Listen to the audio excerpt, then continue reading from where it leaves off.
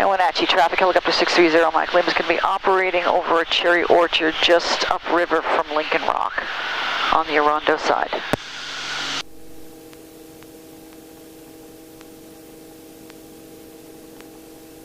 Okay, and here it is to the side here. Now I've got to come up with a good way to get in. I got to go over all these wires.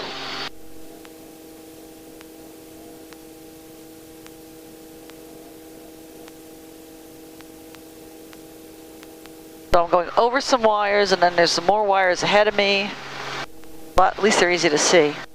And then I get down over the trees, usually 5 to 10 feet up. And here I am, just in position, and you can't see it, but as I fly over the trees, the branches are going crazy. And then you can see these wires here up ahead of me. I gotta be careful I don't go too close. Gotta eyeball them, which is not easy. And then depending on how wet and thick the trees are, I'll go either once, every row, every other row, or every third row. I'm gonna do every other row here. And I do this till I basically blow around all the trees, all the cherry trees.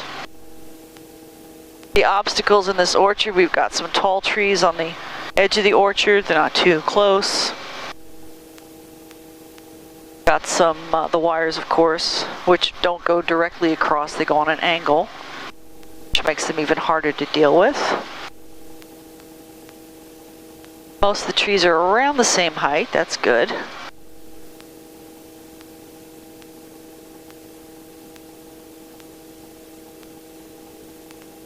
I don't go anywhere near the wires.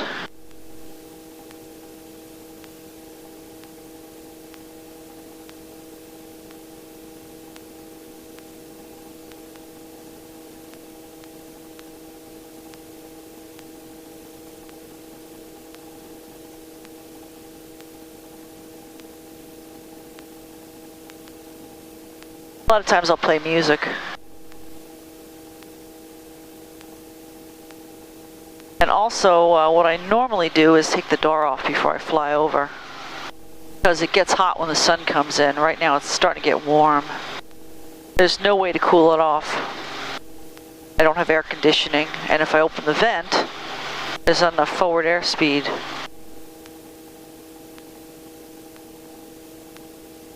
Really unnerving when you go this close to the wires.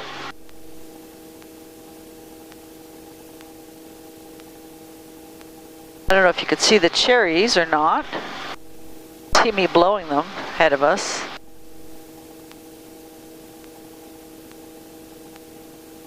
This orchard's got a lot of gaps in it. That's not usual. It's probably a pretty old orchard. And as the trees died, they weren't replaced. That's why there's gaps. It's unfortunate because it's, well, it's kind of ugly. I have to be careful on my turns because my tail's hanging out way behind me. And if there's trees or wires back there, I've got to make sure I got plenty of room for the tail to make it around. So that I make a lot of my turns kind of slowly moving while I'm doing it.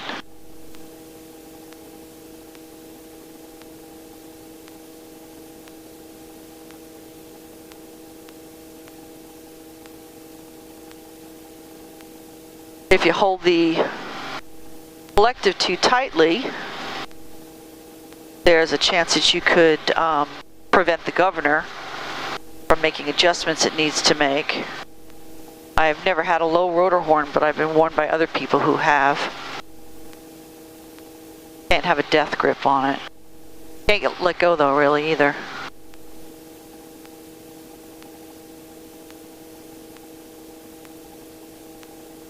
So now if I just turned here to the left, my tail would go right into that tall tree, so I have to kind of maneuver, then turn. Well, I don't have to turn at all. There's nothing that says I have to turn.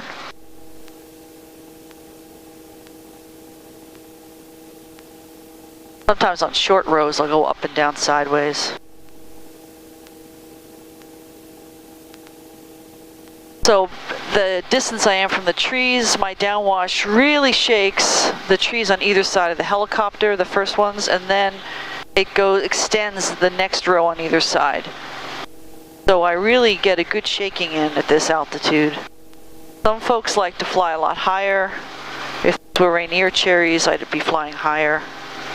But in general, I like to fly pretty low. I like to do a really thorough job.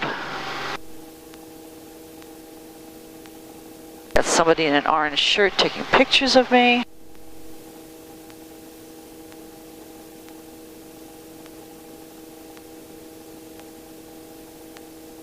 I always wonder if I'm going to be on YouTube.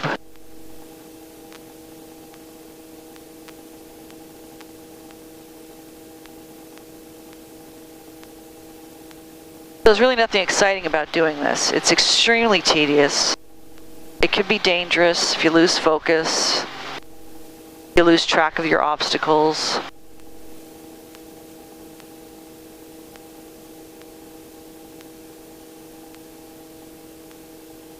This is my 9th season doing this.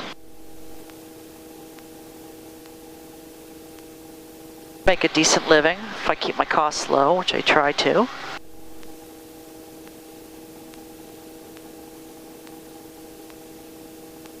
I get a lot of satisfaction out of doing a good job and having my clients compliment me.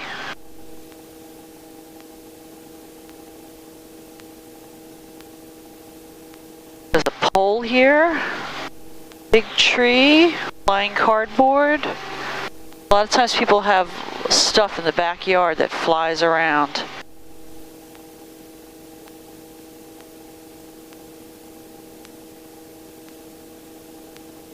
Could get dangerous if it comes up.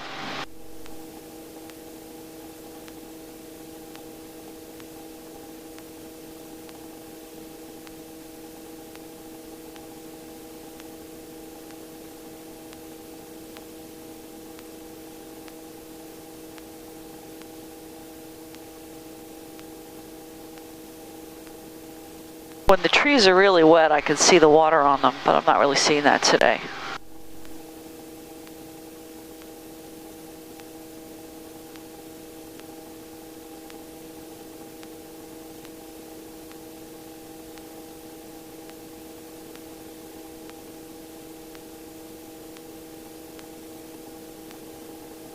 Now I finished with this side. I'm going to go with the other side of the wires.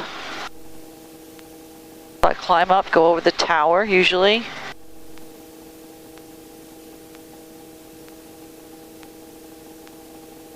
Then I come down the other side. Sometimes I'll spiral down. You don't want to go straight down, especially fast. You get into settling with power.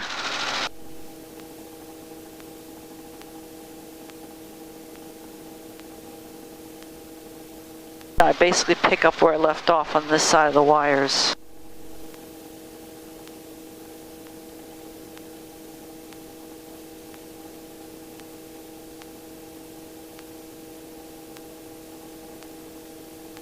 A couple of trees over here I missed.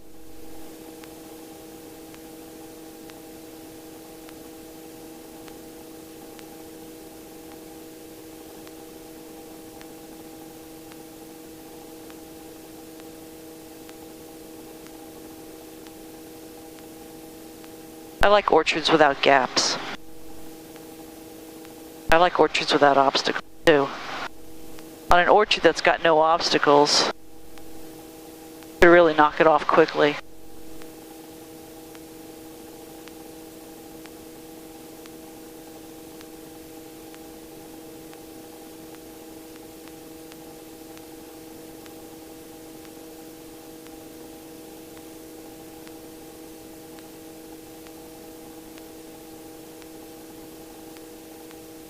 The problem with these wires, they go through on an angle, so every row, they're a little bit closer. Every row's a little shorter than the one before it, and you really can't see exactly where they are. It's just really unnerving.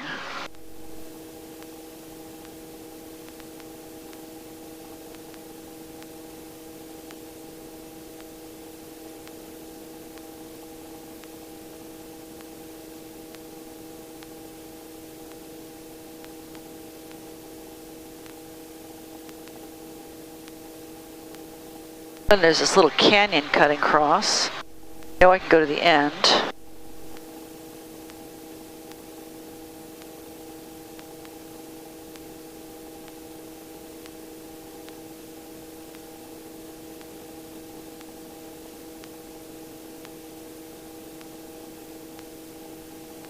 This fence marks the boundary between their orchard and the neighbor's orchard. So I want just these trees, not the neighbor's trees.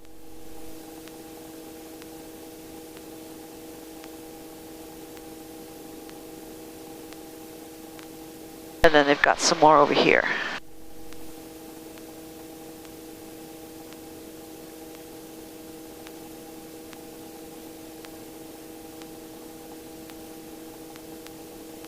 Again, I gotta go a little wider around these trees, the big trees.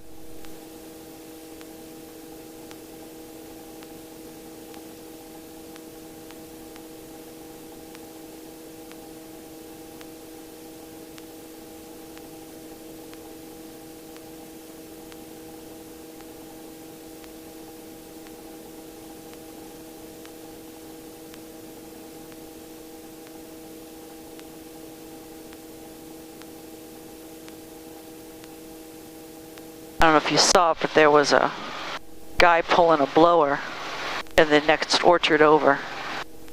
The blowers are used to spray chemicals, you know, pesticides and whatever they need to spray on the trees. But what'll happen is if they want to dry the trees and they don't want to pay for a helicopter, they'll run the blowers with no chemicals in them, and they'll just blow the air around. And if you've got young trees, that's not a bad way to do it. It takes a long time because you got to go down every row. And if the young trees, young small trees, it'll do a decent job. But if you've got really bigger trees or they're really dense, helicopter's the way to go. Either way, helicopter's much, much faster.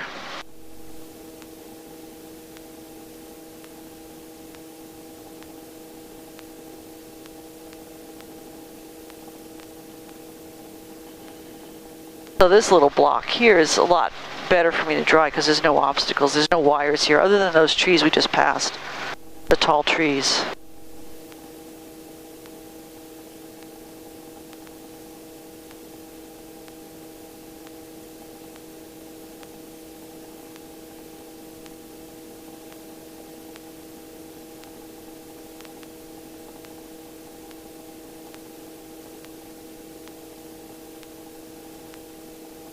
So if you think flying helicopters is a glamour job, that's not all glamour. There's nothing glamorous about this. It's really boring.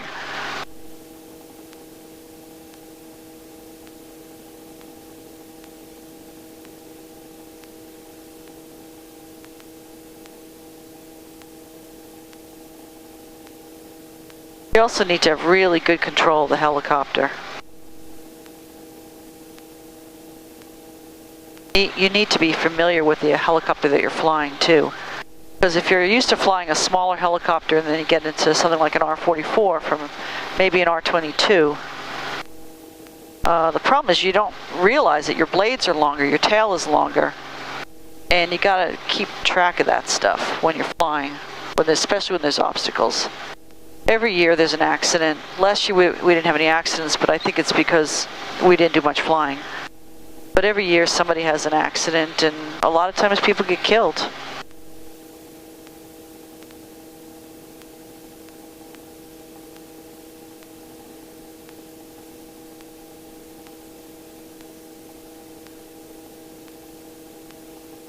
The trees ahead of us on the other side of the fence look like pear trees.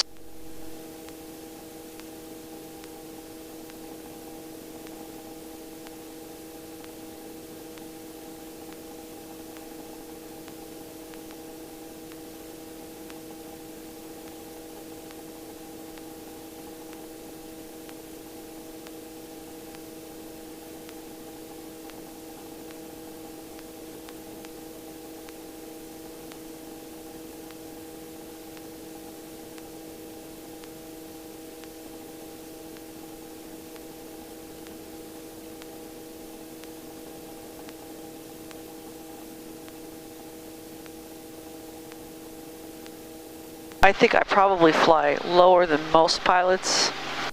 I have brought home leaves, my skids, but I just know that it does a much better job.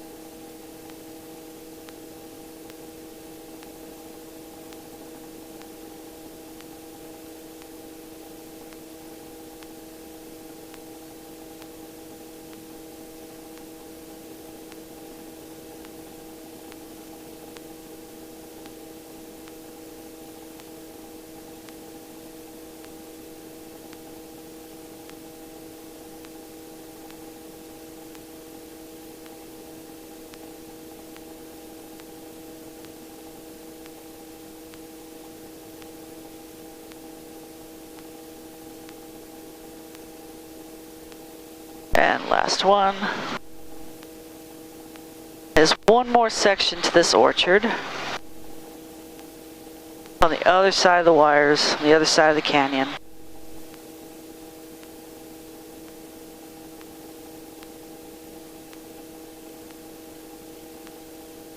So I climb up.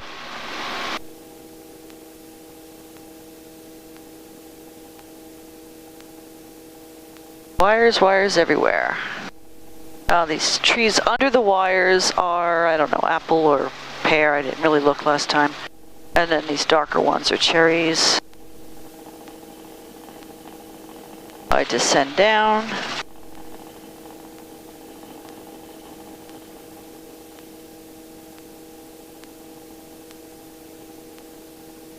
It's funny, but if you do the same orchard over and over and over again, you kind of remember it. You remember like weird branches and, you know, broken pipes and junk in the orchard and gaps like this. So the problem with this part of the orchard is that we've got some wires running along the far end. So again, I don't go all the way to the end. Stop a few trees short.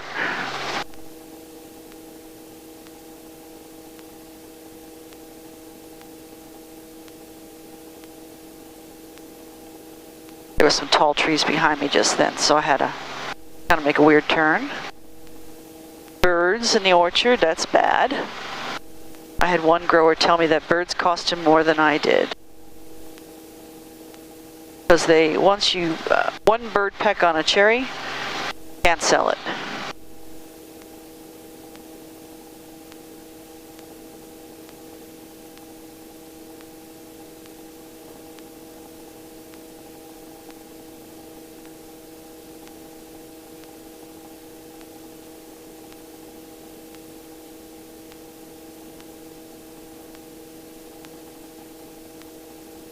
I like to go down the aisles instead of over the tops of the trees when I could see the aisles.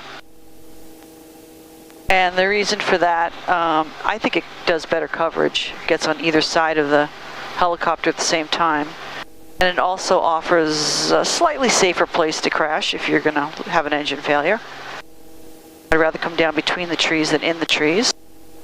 Although in the long run it probably wouldn't matter.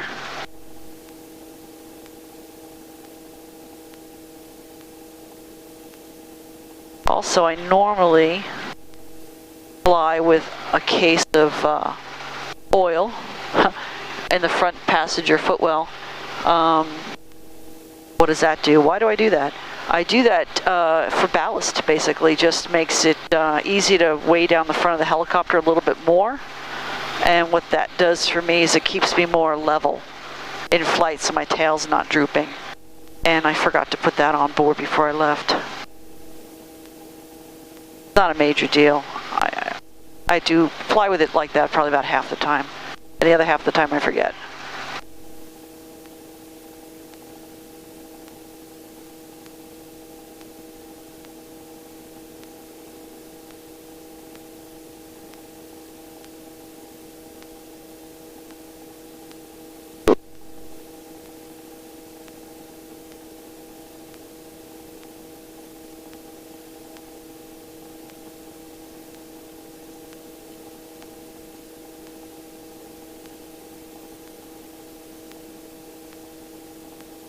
have to say that I don't really like this orchard. Between the wires and the gaps and the wires, it's just not a very pleasant orchard to dry.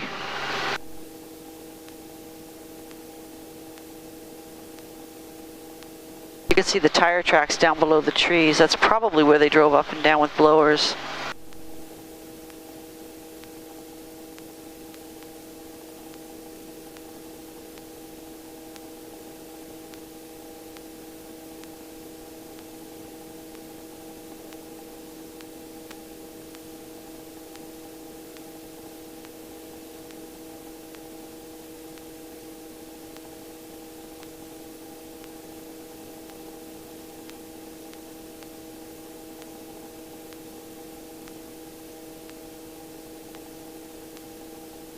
Sometimes it's hard to see the aisles between the trees.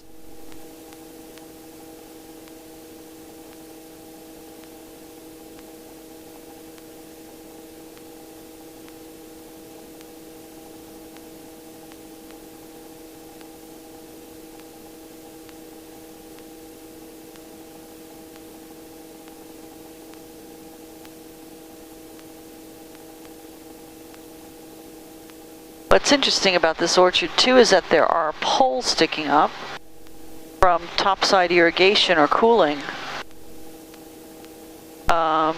What's weird about that is that you don't water cherry trees from the top because cherry trees, you don't want them to get wet when they've got fruit on them. That's normally something that you'd find in an apple orchard where they want to cool them down. So I'm wondering, it just seems to me trees this age to still have those. I have no idea what that's all about here. Just too weird.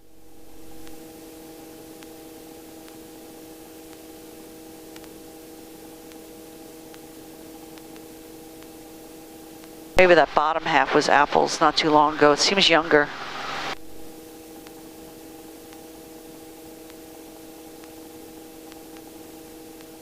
So if I'm not listening to music or podcasts while I'm flying, I'm just thinking of stuff like that. Like, why is that? How did that get there? What are they thinking?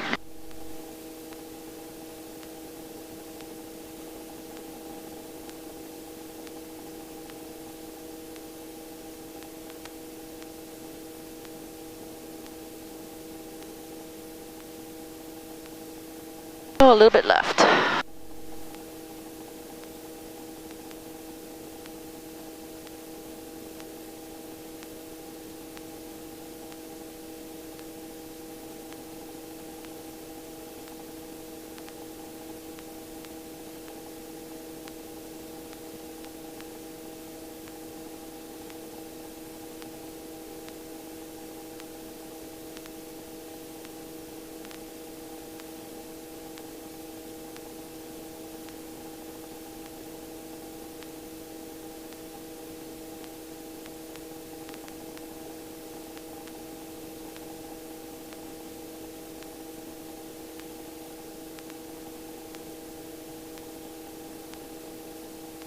More row. Even a whole row.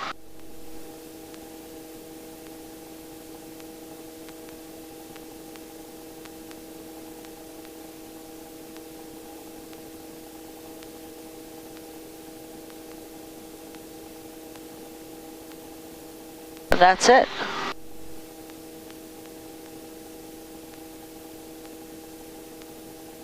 So I just climb out of here and head back.